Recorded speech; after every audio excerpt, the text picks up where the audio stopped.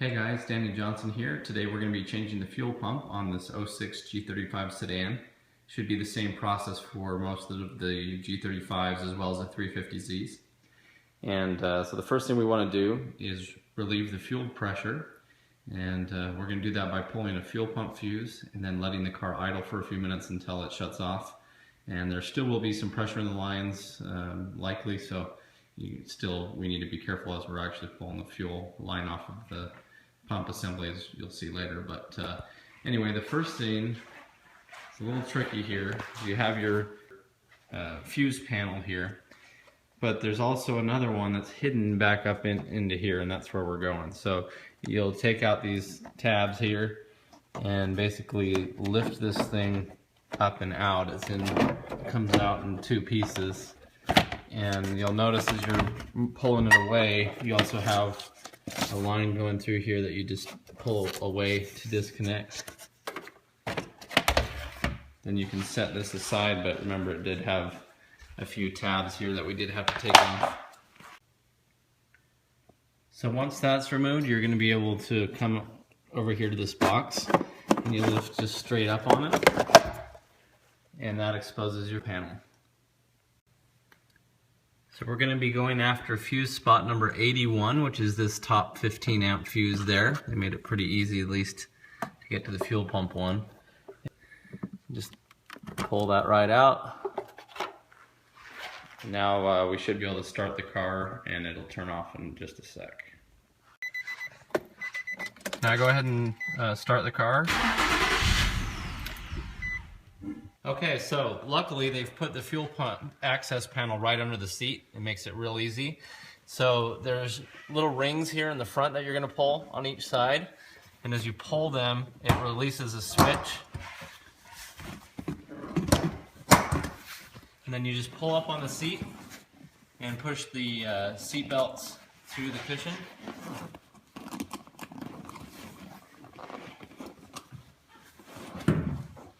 Then remove the seat. Now, under here you're going to find two panels. One on the driver's side and one on the passenger side. And the passenger side is the one where the fuel pump is located. This one is a secondary fuel sending unit that tells you the fuel level, so we're not going to mess with that one today. We're just going to come over here on this one. Okay, now take a pair of needle nose pliers and we're going to turn these tabs until they line up. I wouldn't recommend using the cross point that's in there. That strips pretty easy. So you just take it and rotate it clockwise.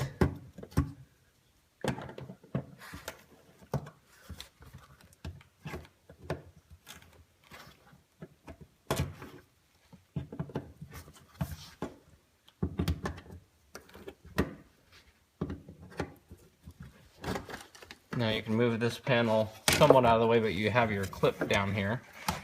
So first, go ahead and disconnect the electrical switch by pushing down here in the center and sliding it away. And then on the actual fuel line, this is where you're going to want to have a towel, because there still could be some fuel here. But on these clips, you basically just need to separate, you push in on these yellow tabs here, or the orange tabs, I guess they are, and then you pull the fuel line away. Compress those. There, just pull the line off.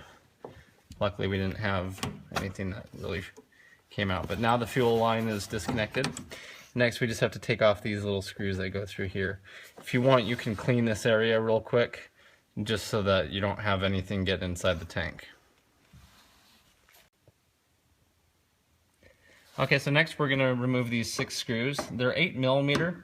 However, with some of the tar stuff that they use to seal the gas tank, sometimes the socket doesn't fit perfectly on them. And they're not even that tight, so go ahead and take a Phillips or cross point screwdriver and just go around and take out all of these. And I'd recommend having a magnet on hand, just because they can be, if one of them falls down in there, it can be kind of a nightmare to get out. So anyway, go ahead and just take off all of those screws. Okay, so now you can remove this ring out of the way. and just move this line to the side, and the whole system comes out. And this is where you want to be a little bit careful, especially if you're reusing this thing again. And there is a line here on the side that we will need to disconnect. So next, just pull straight down on this piece to disconnect it, so it slides out of this little clip here and off of that. And just make sure you don't lose this piece there. So next, you'll just pull this whole unit out and just take it over to your workstation.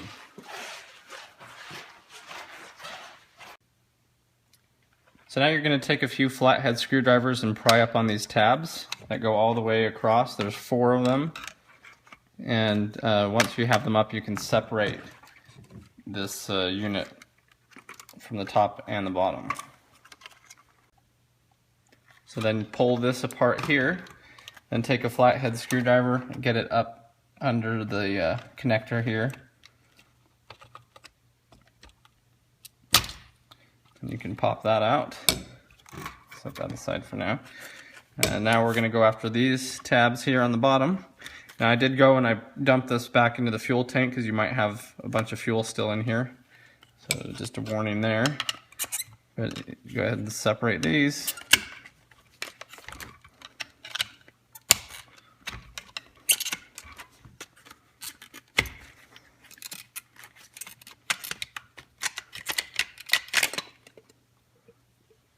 There's your fuel pump. Okay, next you're going to want to walk this pump outside of this housing and just push on it like that. You'll have a little rubber piece that's left behind. Then on the bottom side, you'll see that there's a metal clip. And so you're going to take a little screwdriver and remove that clip by prying up, pry it off.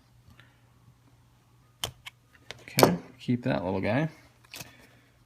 Now you can separate the sock. Then you can take your new fuel pump. Make sure everything on it is the same. Make sure the connectors are the same. Okay. Then go ahead and put your sock back on. Put that metal clip back over it.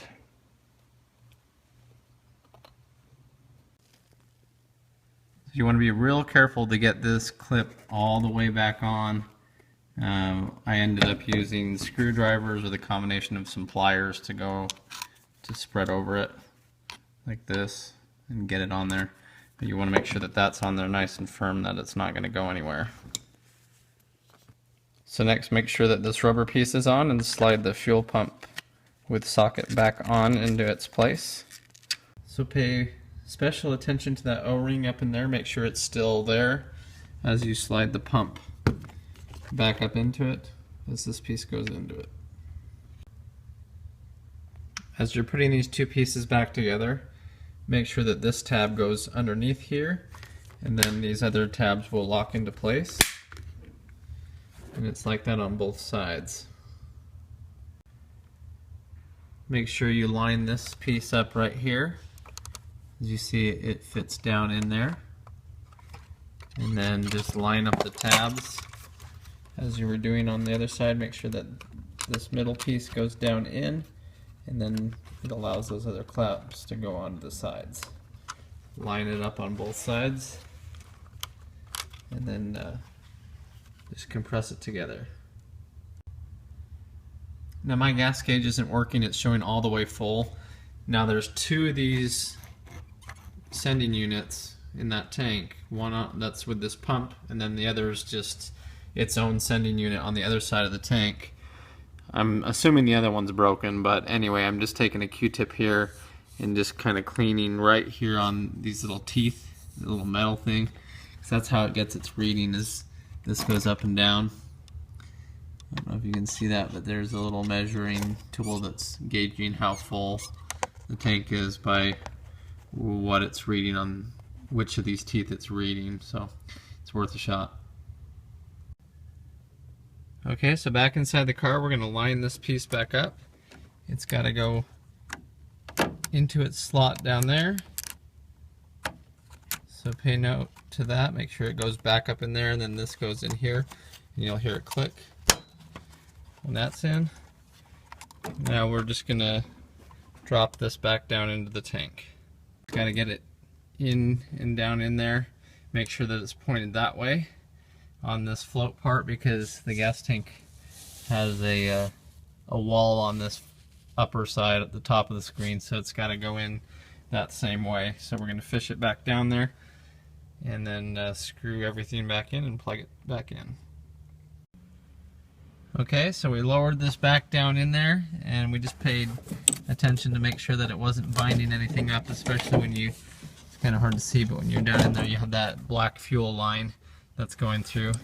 Just want to make sure that everything fits together how it should. Just make sure you reinstall this ring. Then you put the 6 screws back in. So now just take your fuel line and line it up, and as you see, the orange piece goes into these side slots there, so just line it up so that they line up.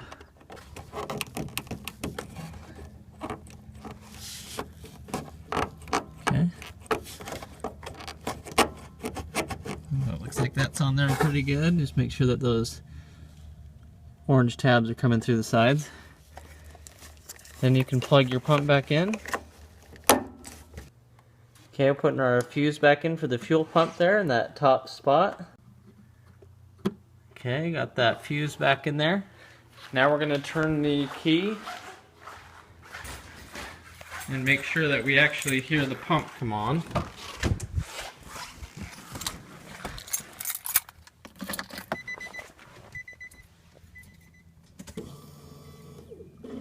Sounds good. Now you can try starting the car. It might take a second if, since everything's been disconnected, you can even prime the pump a few times.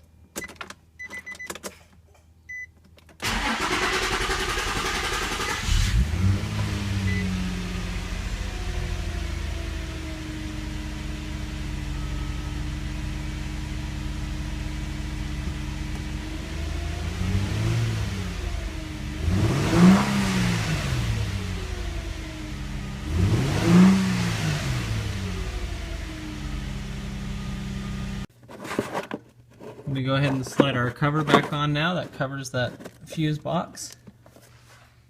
Reinstall our header panel here. Remember, you got these little clips right here that hold this line that's going through, so we'll reattach that and put this back in its place. Go ahead and reattach this trim piece if you ended up pulling it, and then push your pins back down into here. And there was one over here too. Now line up the access panel and then turn these counterclockwise. It's kind of backwards, but that's how these tighten up. Go around and do that to all 4. Now fish your seat belts back through the holes. That third one just comes up over the top. And then you can slide your seat back into place, lift up, and get it back down in here, and then just make sure it lines up on these clips, and you just push straight down to get them to lock into place.